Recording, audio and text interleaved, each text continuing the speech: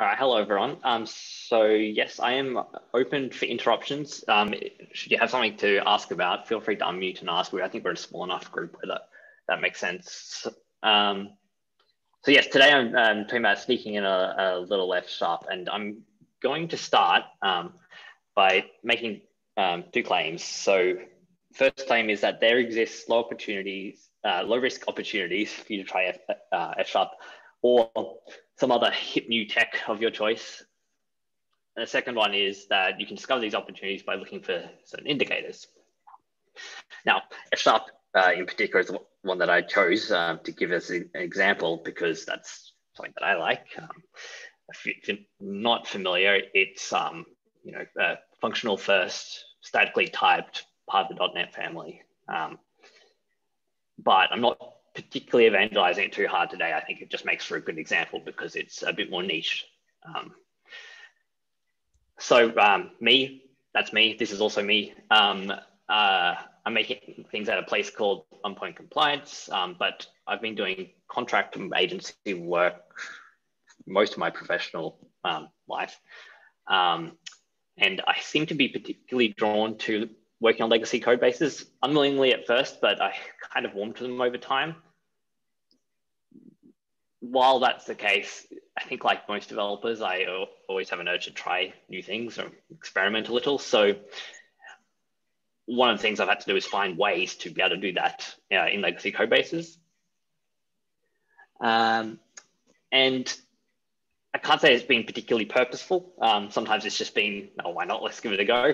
But recently I have been mentoring, and I think that causes you to stop and question about the approaches that you take and about why you do things a certain way. So for example, one of the, very recently actually, which led to this, my mentee was like, when's a good time to try hip new technology X? And I responded, well, it depends. And I had a bit of trouble articulating exactly why, which caused me to reflect on the scenarios where I had been able to use something like F sharp and how that went. And I want to see if I could make any wild anecdotal generalizations, which you'll be glad to know I have. And this is what this talks about. So it's the first time I've articulated them, put them down on paper as such. So you can tell me how it goes, and then maybe I'll actually share it with my mentee. So I'm going to talk through a couple of indicators, and well, there's one example, but I'm happy to go into more if time allows. So the first indicator I'm going to talk about is fitness, or probably also known as suitability. Where would it be a good fit? So would it be this F sharp or some other thing that you're looking to try out? One of the ways you can look for opportunities is by considering the reasons why you love it. Why is this something that you want to try? But perhaps articulating it in terms of its quality attributes, things that are unique to the language.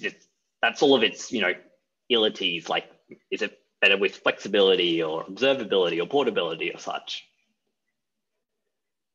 The reason why you want to be able to articulate like that is really, if you're going to try something new, different to whatever else is being used in the organization or in your team, it's got to have an outsized advantage somehow. It's got to have some real compelling reason why you should use this over your current option, the default. And it's going to be a trade-off because you're going to have to compromise on something else. So choosing something alternate might mean there's less readability for your teammates because maybe they don't know that language. So whatever you're choosing needs to really shine in an area. And by identifying those areas where a particular technology or language shines, you can be hawkish and be looking out for those particular opportunities. So in my case, I'll ask myself, is there an F sharp shaped hole in this current work that I'm doing?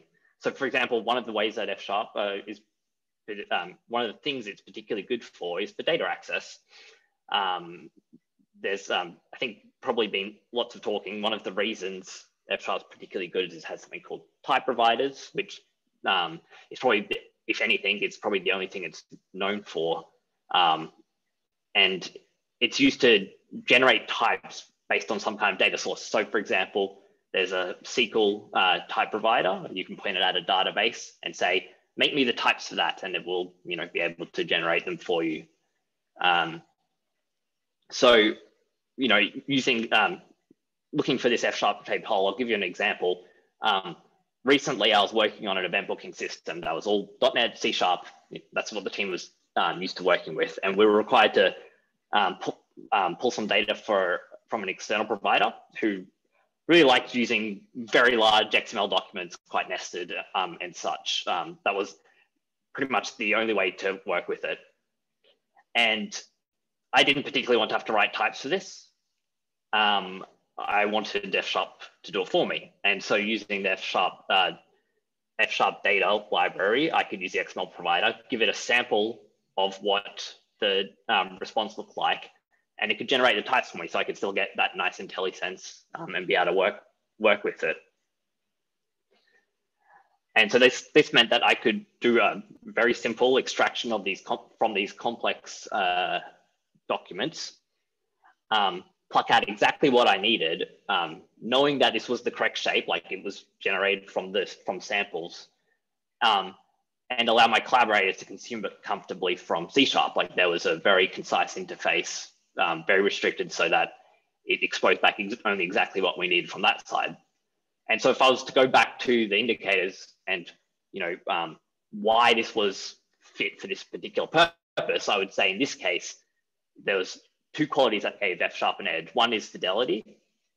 So it truly faithfully gave us a type representation of those documents without me having to write anything, which led to the second one, integrability, which the internet tells me is definitely a word. And it was quite low effort because I didn't have to go and write all those deeply nested types myself. So on this particular example I gave you, it actually came to pass that sometime later, that external data provider ended up providing us with a new API, which gave us much more control over what we got back. We're able to get simple JSON objects back, exactly what we needed. And we ended up tossing F#, which was fine because, you know, I got to experiment. It served its purpose, and we now had a better option, which was, you know, more comfortable for other developers to use. But I think the good thing here was that it was easy to throw out because we kept a very strict, fine interface between the two. There was only, you know, these types that we were returning from to the C# side of things. And that was the only thing. It was read only. It was very strict. So if I was to summarize that as another indicator, I would say that's something like removableness or throwability. How easy is it to toss away? This is something, you know, if you're trying a new piece of technology or new language, it's probably going to be a little unknown to the business or even to you. So de-risking is key. So by isolating it, it's a lot easier to remove if it turns out the API provider came up with a different approach, a better approach, or if it turned out that maybe this wasn't the best fit. Which brings me around back to the title of the slide. I said sneaking at the start, but actually all of these, and you know, in this example and others, they all generally involve candid conversations with the co-contributors because you are taking a different approach and you have to get buy-in. Otherwise, it's going to be, well, honestly, it's going to be your burden to carry from there on because nobody else will ever touch it. So sneaking might not be, not in the way that you hide it from your teammates. In fact, you're quite candid about it, but it does, it should be something that does slide into place relatively unnoticed amongst everything else. And which also has the benefit that, you know, if you do need to remove it, it can be whisked away quite easily. So I've made a couple of claims. Again, it was based on my own anecdote experience. If I had a call to action today, it would be to reflect on your own experiences, look out for those indicators. Perhaps together we can make for a statistical generalization rather than just my own anecdotes. But I'd be very interested to hear if there's something that you've been wanting to try in your own workplace. But with that, like, I'm happy to hear from you if anyone's got any stories to tell or answer questions, whether it's specific about F# or other examples I have. Or yes, please feel free to unmute and ask away. How do you, sorry, hi, Mish. Hi. How do you like train your team around you to also learn how to use F# and how to work on the stuff that you've written? Like, did they already know F#, or did you go, hey, I want to try this thing, let's learn it together, or something like that? Sure. So I'll probably tell you, like, so what I'm currently doing, we're using F# mainly right now, but the other one that we're using is JavaScript, and certainly there's a developer who came on board to help us with JavaScript mainly. But over time, you start with small pieces. Perhaps the tests are written for them, and the area of the code is quite simple. And like anything, little pieces introducing them to it. Like, we're hiring now, and we're not hiring for F# specifically. So it's I think just acknowledging that there will be onboarding time for it, and knowing that it's just an investment that you're making. Like, I'm not particularly like worried about having the existing knowledge. The only thing I'd say is, it's got to be from both sides. You can't be like forcing the choice on somebody with with a new language. If they're really loving their PHP, and you dangle F# in front of them, and like with no incentives, no reason why they would get any benefit from it, like, what's the point? I think you really need to be able to show whatever your technology suggestion is or language choice, that they're going to actually benefit from this experience, from learning it. I think that's a very good point. Is like that. Don't be too committed in trying a new thing out. It's like, give it a go, and if it doesn't work, throw it away. It was an experiment. It was valuable. I see a lot of people that often they're very committed in trying this new thing, and then later on, even after you realize you're trying to hit a square peg into a round hole, you're still trying to commit and force it in. It's like, that was a disaster. Let's admit it. Let's pull it out. Try something else. Yeah, experiment's a good word there. It's exactly like that. You approach it like you're just testing it out. You're scouting this land to see what it's like. You don't actually have any assumptions that this will be the right option. And nobody's going to know. I really like the sort of the scientific approach. Is like, let's remove biases. It's like, I'm biased towards this. I like this. I want this in. But how can we prove to ourselves that this is actually a good idea in the long run? And how can we create a test that says, well, if we can have in a lot of features with not a lot of defects, then surely something is working right. That's a good measure.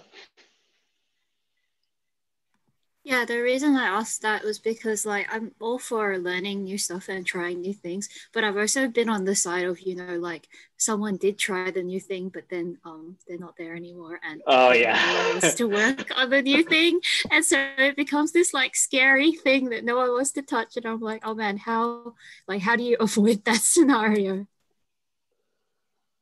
I think early on with F#, I certainly did that to myself, where I put it in a place which it wasn't easy to remove, and then it became my burden to carry. So, there's definitely that side of it. And if you're the only person on a team that knows something, that's an issue.